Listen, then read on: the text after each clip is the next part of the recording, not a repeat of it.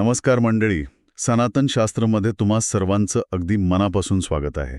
सर्वांना नमस्कार. आज आपण एका अशा ऐतिहासिक प्रवासावर जाणार आहोत जो प्राचीन आणि आधुनिक जगाचा एक अद्भुत सेतू आहे. म्हणजे आजची आपली ही जी सखोल चर्चा आहे ना, ती खऱ्या अर्थाने खिळवून ठेवणारी आहे. अगदी बरोबर. आणि याची सुरुवातच आपण एका कल्पनेने करूया. हो, म्हणजे बघा, सुरुवातीलाच आपण डोळ्यांसमोर एक चित्र उभं करूया. इसवी सनाचं 7वं शतक सुरू आहे.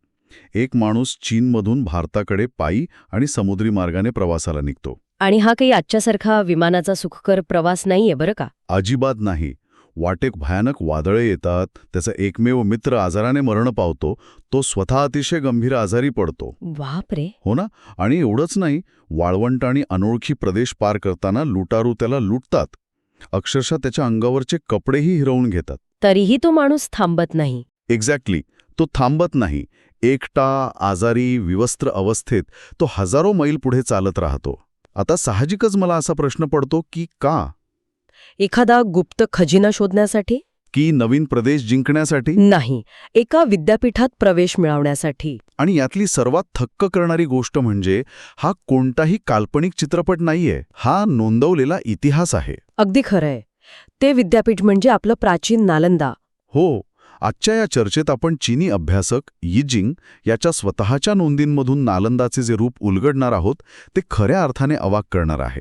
म्हणजे प्राचीन वैदिक आणि बौद्ध तत्वज्ञानाचा आजच्या आपल्या आधुनिक जीवनाशी कसा संबंध आहे हे आपण आज शोधणार आहोत. हे खरंच रंजक असणार आहे, कारण आपण शाळेत मेगॅस्थनीस सारख्या राजदूतांबद्दल वाचलेलं असतं किंवा UN सांगसारख्या यात्रेकरूंबद्दल ऐकलेलं असतं. बरोबर. पण यिजिंग हा केवळ एक पर्यटक किंवा बाहेरून आलेला पाहुणा नव्हता. हो, तो सलग 11 वर्षे त्या नालंदा विद्यापीठात राहिला. त्याने तिथले अन्न खाल्ले, तिथले नियम पाळले, तिथल्या परीक्षा दिल्या. त्यामुळे आजची आपली ही चर्चा एका इन्सायडरच्या म्हणजे आतल्या माणसाच्या नजरेतून घडणार आहे. चला तर मग आपण एकत्र याचा शोध घेऊया. नालंदाचे खरे महत्त्व समजून घ्यायचे असेल तर प्रथम हे समजून घेतले पाहिजे की तिथे पोहोचण्यासाठी या यिजिंग नावाच्या माणसाने कोणती किंमत मोजली. खरं तर 671 इसवी सनात एका पर्शियन व्यापारी जहाजातून सुरू झालेल्या यिजिंगचा हा प्रवास केवळ खडतर नव्हता, तो जीवघेणा होता. हो, त्या काळातील प्रवासाची साधने पाहिली तर समुद्रातील वादळे, चाचेगिरी आणि भयानक आजार यामुळे अनेक लोक वाटेतच प्राण सोडायचे. यिजिंगने हे सगळं सहन केलं. मी विचार करत होतो की आजच्या काळात आपण इंटरनेटवर एका क्लिकवर माहिती मिळवतो. एखादं वेब पेज लोड व्हायला 3 सेकंद जास्त लागले तरी आपली चिडचिड होते. अगदी खरंय. आपली सहनशीलता खूप कमी झालीय. हो ना. पण 7व्या शतकातील यिजिंगचा हा प्रवास पाहिला की जाणवते, तो प्रवास केवळ काही माहिती किंवा डेटा मिळवण्यासाठी नव्हता.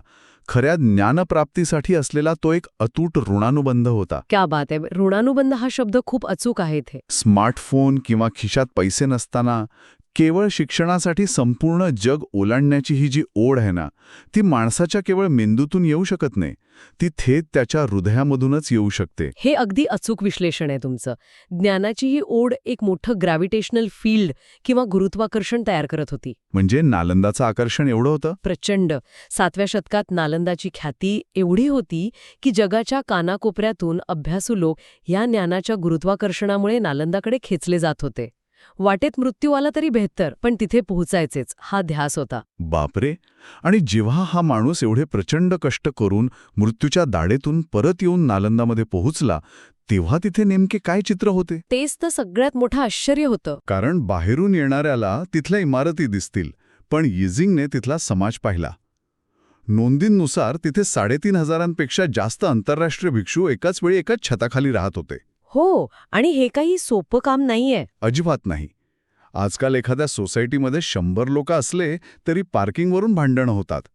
तिथे तर वेगवेगळ्या देशातून, वेगवेगळ्या भाषा आणि संस्कृतीतून आलेले हजारो लोक होते.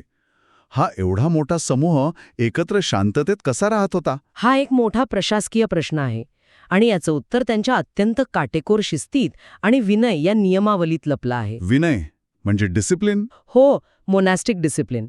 यिजिंगने त्याच्या नोंदींमध्ये याचे अतिशय सूक्ष्म आणि तपशीलवार वर्णन केले आहे.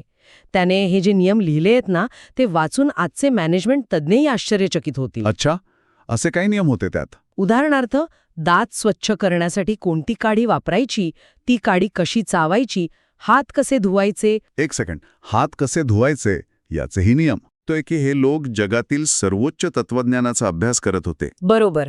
आणि दुसऱ्या बाजूला दात घासण्याची काडी कशी असावी असे मायक्रो मॅनेजमेंटचे नियम. हे थोडं जाचक किंवा वैयक्तिक स्वातंत्र्यावर गदा आणणारे वाटत नाही का? वरवर पाहता ते नक्कीच तसं वाटू शकतं. मी पण सुरुवातीला हेच विचार करत होते. पण जर आपण यामागचे का आणि कसे समजून घेतले तर त्यांची दूरदृष्टी समजते. म्हणजे नक्की काय? बघा, हा 3,500 लोकांचा समाज होता जिथे वैद्यकीय सुविधा आजच्यासारख्या प्रगत नव्हत्या. जर स्वच्छतेचे कठोर नियम नसते तर संसर्गातून एखादी साथ किंवा महामारी संपूर्ण विद्यापीठाला एका आठवड्यात उद्ध्वस्त करू शकली असती. अच्छा, म्हणजे हे पब्लिक हेल्थसाठी होतं. समानता. जेव्हा सगळे भिक्षू एकत्र येऊन मंत्र म्हणतात तेव्हा त्यांच्यात कोणताही भेद नसायचा. ती शिस्त त्यांच्या बाह्य वर्तनातून त्यांच्या आत झिरपत होती. हे एका अत्यंत प्रगत ऑपरेटिंग सिस्टम किंवा OS सारखं वाटतंय मला. अगदी बरोबर उपमा दिलीत तुम्ही. जशी संगणकाची ऑपरेटिंग सिस्टम बॅकग्राऊंडला शांतपणे पण अत्यंत शिस्तीत काम करत असते, तशीच ही शिस्त नालंदाची ऑपरेटिंग सिस्टम होती, ज्यामुळे संपूर्ण विद्यापीठ सुरळीत चालत होते. पण काय? पण एवढे विद्वान मोठे लोक एकत्र येतात तेव्हा मी तुझ्यापेक्षा मोठा हा मानवी अहंकार कसा दूर ठेवला जात असे? या सिस्टममध्ये बॉस कोण होता? हाच तर तत्कालीन सनातन आणि बौद्ध परंपरेचा सर्वात क्रांतिकारी विचार होता. तिथे तुमचे वय काय आहे, तुमची जात कोणती आहे किंवा तुम्ही कोणत्या देशातून आला आहात याचा काहीही फरक पडत नसे. आणि पैशांचा? पैशांचा तर अजिबात नाही. तुमच्याकडे किती संपत्ती आहे यावर तुमचा आदर किंवा अधिकार ठरत नसे. तिथे सन्मान केवळ एकाच गोष्टीवर अवलंबून होता. कोणत्या? संघातील ज्येष्ठता, म्हणजे सिनियॉरिटी इन ऑर्डिनेशन.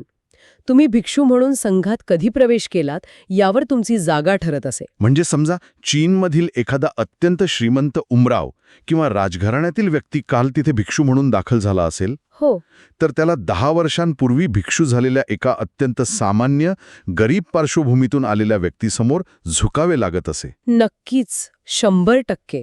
हे त्या काळातील जगाच्या प्रस्थापित सामाजिक रचनेला दिलेलं एक प्रचंड मोठं आव्हान होतं. हे खरोखरच अफाट आहे. शरीराला आणि समाजाला अशी शिस्त लावल्यानंतर प्रत्यक्ष बुद्धीला आणि विचारांना कसे घडवले जात असे? हा अत्यंत महत्वाचा भाग आहे. कारण केवळ शिस्त म्हणजे शिक्षण नव्हे, तिथे नेमका कोणता अभ्यासक्रम शिकवला जात होता ज्याने जगाला भुरळ घातली होती? यिजिंगने तिथल्या 5 प्रमुख अभ्यासक्रमांची अत्यंत सविस्तर माहिती दिली आहे. याला आपण 5 करिक्युला म्हणू शकतो. आणि हे नुसते विषय नव्हते, तर मानवी विकासाचे टप्पे होते. बरं, कोणते होते हे 5 विषय? पहिला विषय होता हेतुविद्या म्हणजे तर्कशास्त्र. दुसरा अभिधर्मकोश म्हणजे मन आणि पदार्थांचे मानसशास्त्र. तिसरा विनय, ज्यावर आपण आत्ताच बोललो. आचारसंहिता आणि नीतिमत्ता, बरोबर. हो. चौथा विषय होता माध्यमिक म्हणजे शून्यता आणि परस्परावलंबनाचे तत्वज्ञान. आणि 5वा सर्वात महत्वाचा विषय होता योगाचार. हे सगळे शब्द ऐकायला खूप वजनदार वाटतात. आपण एकामागून एक हे विषय थोडे सोपे करून समजावून घेऊया. नक्कीच. सुरुवात आपण तर्कशास्त्र किंवा लॉजिकपासून करूया. मला सांगा, एका आध्यात्मिक विद्यापीठात तर्कशास्त्राची काय गरज होती? तिथे तर केवळ ग्रंथात लिहिले आहे म्हणून विश्वास ठेवा असे असायला हवे ना?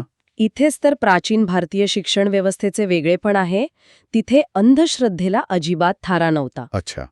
हेतुविद्या शिकवण्यामागचा उद्देश हा होता की विद्यार्थ्याला स्वतःचे विचार तार्किक पद्धतीने मांडता आले पाहिजेत आणि समोरच्याच्या युक्तिवादातील त्रुटी ओळखता आल्या पाहिजेत. वादविवाद हे तिथे टिकून राहण्याचं साधन होते. म्हणजे डिबेट्स व्हायचे तिथे? हो, सतत. जर तुम्ही तुमचा विचार तर्काच्या कसोटीवर सिद्ध करू शकला नाहीत तर तो विचार नाकारला जात असे. क्या बात है. आणि दुसरा विषय अभिधर्मकोश म्हणजे मन आणि पदार्थांचे मानसशास्त्र. याचा नेमका अर्थ काय? या विषयात मानवी मन कसे काम करते, विचारांची उत्पत्ती कशी होते आणि आपण बाह्य जगातील पदार्थांना कसे पाहतो याचे अत्यंत सूक्ष्म विश्लेषण केले जात असे. म्हणजे सायकोलॉजी? हो, पण खूप खोलवर.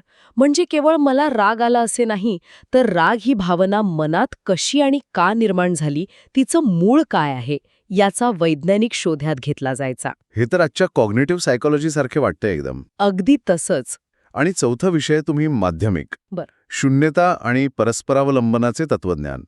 शून्यता म्हणजे काहीही नसणे असा याचा अर्थ होतो का? नाही. शून्यता म्हणजे काहीही नसणे नव्हे, हा खूप मोठा गैरसमज आहे. मग काय अर्थ आहे याचा? शून्यता म्हणजे जगात कोणतीही गोष्ट स्वतःहून स्वतंत्रपणे अस्तित्वात नसते. प्रत्येक गोष्ट दुसऱ्या गोष्टीवर अवलंबून असते. एक उदाहरण देऊन सांगाल का? हो, समजा एक टेबल आहे. लाकूड, खिळे आणि सुतार या सगळ्यांच्या एकत्र येण्यातून टेबल अस्तित्वात येते. टेबलाचे स्वतःचे असे स्वतंत्र, शाश्वत अस्तित्व नसते. हे परस्परावलंबन समजून घेणे म्हणजे शून्यतेचे तत्वज्ञान. वा, यामुळे माणसाचा मीपणाचा अहंकार गळून पडायला मदत होते. बरोबर. अगदी बरोबर ओळखलत. आणि या सगळ्याचा कळस म्हणजे 5वा विषय, योगाचार. आजच्या काळात आपण जे फिटनेससाठी मॅटवर योगासने करतो तसाच हा प्रकार होता का? अजिबात नाही. आजचा फिटनेसचा योग आणि तो योगाचार यात खूप अंतर आहे. तो योगाचार खूप सखोल आणि अंतर्मुख करणारा होता. अच्छा, म्हणजे त्यात काय शिकवायचे? यात केवळ बाह्य जगाचा अभ्यास नव्हता, तर आतील जाणीव, आपला आत्मा आणि या विश्वाचे अंतिम सत्य असलेले ब्रह्मा यांच्या शोधासाठी योग आणि ध्यानाचा अत्यंत सखोल अभ्यास केला जात असे. आत्मा आणि ब्रह्मा यांचा शोध. अद्भुत. यिझिंग सांगतो की यापैकी कोणताही एक विषय स्वतःमध्ये पूर्ण नाही. बाह्य जगाला समजून घेण्यासाठी तर्कशास्त्र हवे, पण आतल्या जगाला जाणण्यासाठी ध्यानाची गरज आहे. म्हणजे जर मी एक रूपक वापरायचे ठरवले तर हे एका प्रगत कॅमेऱ्याच्या लेन्सेससारखे वाटते मला. कसं काय? कोणताही एक विषय परिपूर्ण नाही. तर्कशास्त्र ही एक वाईड अँगल लेन्स आहे जी तुम्हाला जगाकडे स्पष्ट आणि तार्किकदृष्ट्या पाहायला शिकवते. तर योग ही एक मॅक्रो लेन्स आहे जी तुम्हाला आत डोकावून अत्यंत सूक्ष्म गोष्टी पाहायला शिकवते. वा, छान उपमा आहे ही. आणि नीतिमत्ता ही एक वेगळी फिल्टर आहे. जगाचे आणि सत्याचे पूर्ण चित्र पाहण्यासाठी तुम्हाला या सर्व लेन्सेस आणि फिल्टर्स एकाच वेळी वापराव्या लागतात. म्हणजेच ही केवळ एक युनिव्हर्सिटी नव्हती, तर ती संपूर्ण मानवी चेतनेच्या विकासाची फॅक्टरी होती. एकदम समर्पक रूपक आहे हे. आणि यिझिंगच्या नोंदीतून आणखी एक गोष्ट अत्यंत ठळकपणे समोर येते. ती म्हणजे त्या काळात ज्ञानाच्या सीमा अत्यंत मोकळ्या किंवा पोरस होत्या. पोरस होत्या म्हणजे कोणताही एक संप्रदाय स्वतःला एका चौकटीत बंदिस्त करत नव्हता. एक विद्यार्थी या सर्व विचारधारांचा मुक्तपणे अभ्यास करू शकत असे. ज्ञानाची विभागणी केवळ त्यांच्या उपयोगितेनुसार केली गेली होती, कट्टरतेनुसार नाही. इथे खूप मोठा व्यावहारिक प्रश्न उभा राहतो माझ्या मनात. हे ज्ञान एवढे उच्च प्रतीचे आणि प्रगल्भ होते हे आपण पाहिले. पण आज आपल्याकडे प्रिंटिंग प्रेस आहे, इंटरनेट आहे, आपण PDF फाईल्स क्षणात जगभर पाठवू शकतो. पण त्या काळात जेव्हा कागदही दुर्मिळ होता, तेव्हा हे प्रचंड ज्ञान नालंदाच्या भिंती ओलांडून जगभर कसे पसरले? खरोखरच प्राचीन काळातील जागतिक ज्ञानाच्या अर्थव्यवस्थेचा एक थक्क करणारा पैलू आहे. यिझिंग तिथे 11 वर्ष राहिला आणि त्याने तिथे केवळ स्वतःपुरता अभ्यास केला नाही. मग त्यांनी काय केलं? त्याने हाताने ग्रंथ लिहून काढण्याचं प्रचंड मोठं काम केले. तुम्हाला ऐकून आश्चर्य वाटेल, त्याने तब्बल 5 लाख संस्कृत श्लोक हाताने लिहून काढले. बापरे, 5 लाख श्लोक हाताने लिहून काढणे. हो. आजच्या काळात आपण याला डेटा ट्रान्सफर म्हणू, पण तेव्हा हा सगळा डेटा वाहून नेण्यासाठी माणसाचं शरीर आणि त्याची मेहनत हाच एकमेव मार्ग होता. नक्कीच. हे सगळे ज्ञान त्याने हजारो खंडांमध्ये विभागले. एक कोरा पांढरा कागद ज्ञानाने भरून तो चीनला घेऊन गेला. कमाल आहे या माणसाची. प्राचीन काळात माणसाचे शरीर हेच ज्ञान वाहून नेण्याचे, ट्रान्सफर करण्याचे एकमेव साधन होते. एक माणूस आपला जीव धोक्यात घालून हजारो मैलांचा परतीचा प्रवास करून हे संस्कृत ग्रंथ आपल्या सोबत घेऊन गेला. आणि या सगळ्या प्रक्रियेत एक आंतरराष्ट्रीय पूर्वतयारी केंद्र देखील होते, असे यिझिंगच्या नोंदीत आढळते. बरोबर? त्याने श्रीविजया म्हणजे आजच्या इंडोनेशियामधील एका ठिकाणाचा उल्लेख केला आहे. हे नक्की काय होते? हो, मी सांगते. श्रीविजया हे तत्कालीन सुमात्रा बेटावरील एक मोठं साम्राज्य होतं.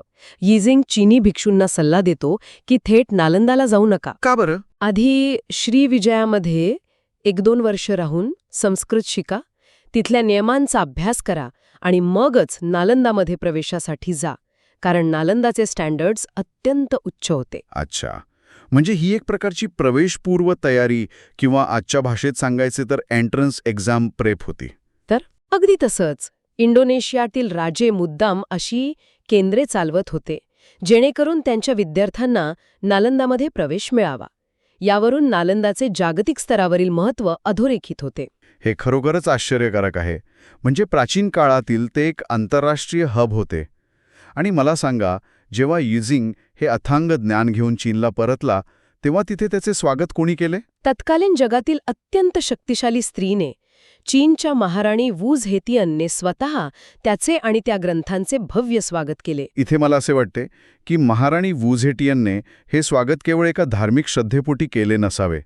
7व्या शतकात भारताचे हे ज्ञान चीनसाठी एका अत्यंत महत्त्वाच्या स्ट्रॅटेजिक ॲसेटप्रमाणे होते. अगदी बरोबर. आज जसे एखादा देश प्रगत AI किंवा अणुवस्त्रांचं तंत्रज्ञान मिळवतो, तसे ते प्राचीन काळातील सर्वोच्च बौद्धिक भांडवल होते. हे अतिशय अचूक निरीक्षण आहे.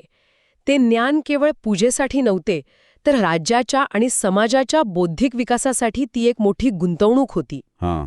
आणि याच संदर्भात यिजिंगच्या लेखनातून एक अत्यंत महत्त्वाचा राजकीय पैलू समोर येतो, तो म्हणजे नालंदाची राजकीय स्वायत्ता किंवा पॉलिटिकल इंडिपेंडन्स. यिजिंगच्या इतक्या मोठ्या आणि सविस्तर दैनंदिन लेखनात कुठेही तत्कालीन राजांचा किंवा सम्राटांचा अजिबात उल्लेख नाही. पण हे थोडं विचित्र वाटत नाही का? कसं काय? कारण आपल्याला माहीत आहे की राजर्षी हर्षवर्धनासारखे मोठे आणि शक्तिशाली राजे त्या काळात होते, जे नालंदाला भरपूर आर्थिक मदत करत होते, गावांच्या महसुलातून देणग्या देत होते. तरीही त्यांचा उल्लेख यिजिंगच्या दैनंदिन जीवनाच्या नोंदीत नाही. आजच्या काळात बघा ना, जे राजकारणी युनिव्हर्सिटीला फंड देतात ते अभ्यासक्रमही ठरवतात.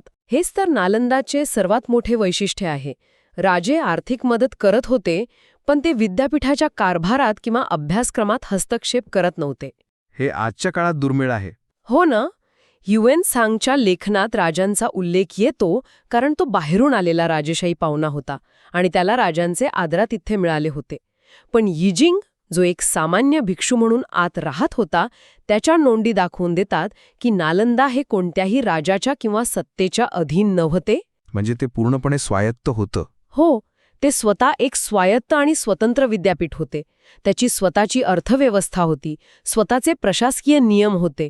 सत्ताधारी राजे येत होते आणि जात होते, पण नालंदाची ज्ञानगंगा कुणाच्याही दबावाशिवाय अखंड वाहत होती. राजसत्ता नेहमी ज्ञानसत्तेच्या खाली असते, या प्राचीन सिद्धांताचे नालंदा हे एक जिवंत उदाहरण होते. तर नक्कीच. खरोखरच आपण आज या सखोल चर्चेतून एका वेगळ्याच जगाचे दर्शन घेतले आहे. ह्युएनसांगने नालंदाचे बाह्य सौंदर्य आणि तिथली भव्य वास्तू पाहिली, पण यिजिंगने नालंदाची ऑपरेटिंग सिस्टम पाहिली.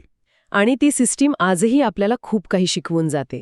हो, नालंदा केवळ राजे महाराजांच्या देणग्यांमुळे महान नव्हते, तर त्या भिंतींच्या आत चालणाऱ्या अफाट शिस्तीमुळे, समतेच्या मूल्यामुळे आणि मानवी मनाचा व आत्म्याचा विकास करणाऱ्या तत्त्वज्ञानामुळे महान होते. अगदी योग्य.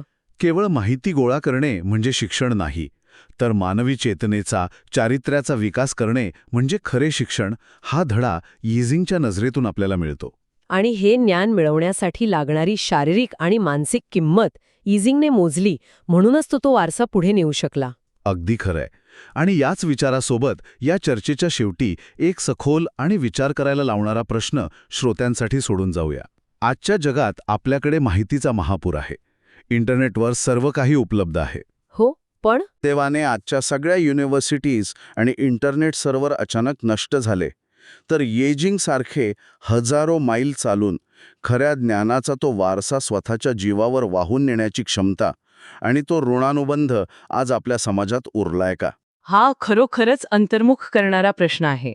श्रोतेहो, जर या प्राचीन वेळेच्या मशीनमधून प्रवास करायला आवडले असेल आणि सनातन शास्त्राची ही सखोल चर्चा अर्थपूर्ण वाटली असेल, तर या चर्चेला नक्की लाईक करा, तुमच्या मित्रपरिवारासोबत शेअर करा आणि आपल्या चॅनेलला सबस्क्राईब करायला विसरू नका. आणि हो, कमेंटमध्ये नक्की सांगा की जर तुम्हाला आज त्या प्राचीन नालंदामध्ये प्रवेश मिळाला असता, तर तुम्ही त्या 5 विषयांमधून काय निवडले असते? तर्कशास्त्र, योग की तत्वज्ञान? सर्वांची उत्तरे वाचायला आम्हाला नक्की आवडेल. भेटूया पुढच्या भागात सनातन शास्त्राच्या एका नवीन, तितक्याच रंजक प्रवासात. तोपर्यंत विचार करत रहा आणि ज्ञान मिळवत रहा. नमस्कार.